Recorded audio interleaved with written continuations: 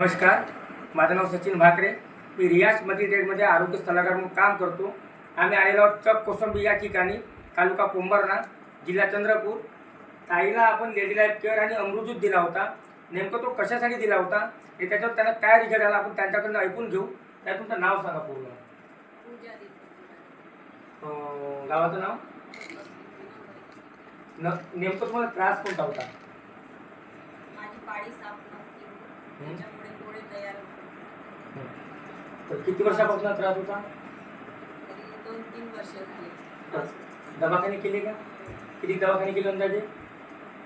5-6 दवाखाने केले, ऑपरेशन नाही झालं होतं. पण रिझल्ट नव्हता आला. रिझल्ट एका वर्षानंतर परत आल्या होत्या. पण आता आपली औषधी किती दिवस झाली घेता? आपली औषधी आम्ही 1.5 महिना घेतला होता आणि आराम झाला. पण आता पूर्णतः आराम आहे. हो, आता सोनोग्राफी काढली, सोनोग्राफी मध्ये सारे रिपोर्ट आले. नॉर्मल आली.